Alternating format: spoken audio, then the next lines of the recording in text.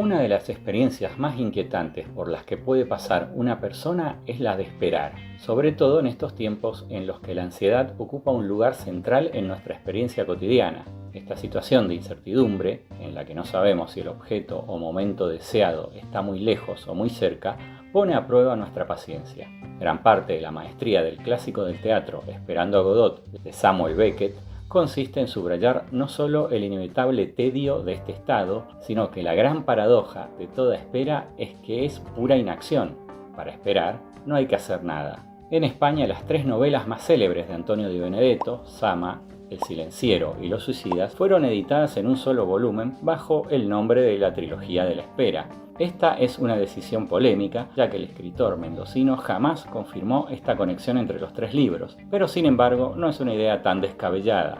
Ese estado de perpetua postergación es una característica fundamental en la narrativa del autor, sintonizando con otros creadores literarios del siglo XX que, desde la ficción, reflejaron cierto estado anímico de la humanidad ante una época marcada por la aceleración y el constante replanteo de la idea de identidad. Antonio Di Benedetto nació en Mendoza en 1922 y desde muy joven supo que escribir era su vocación.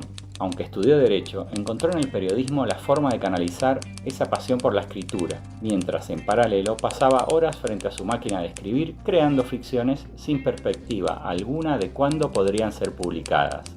Crítico y cinéfilo apasionado, rápidamente logró el puesto de editor en la redacción del diario Los Andes, donde trabajaría durante 30 años. Allí tomó contacto con personalidades de la cultura y viajó a cubrir distintos festivales de cine, mientras buscaba alejarse de las formas narrativas tradicionales. Esto se evidencia en los primeros libros que publicó durante la década del 50, como los cuentos de Mundo Animal y las novelas El Pentágono y Zama.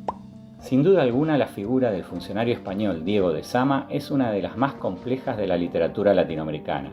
Este criollo que espera un traslado hacia una ciudad más importante en su dependencia del Chaco paraguayo a fines del siglo XVIII, ve cómo su cotidianidad se va enrareciendo hasta llegar al más puro absurdo. No es casual que Juan José Saer señalara que esta novela es, por ciertos aspectos de su concepción narrativa, comparable a las obras mayores de la narrativa existencialista, como La náusea y El extranjero. Yo creo, sin embargo, que por las circunstancias en que fue escrita y la situación peculiar de la persona que la escribió, Zama es en muchos sentidos superior a estos libros. Por su parte, Selva Almada dijo: "Yo creo que la primera página de la novela debe ser de los comienzos más maravillosos de la literatura universal. Creo que, mal que nos pese, todos somos Diego de Zama, o por lo menos alguna vez hemos estado allí".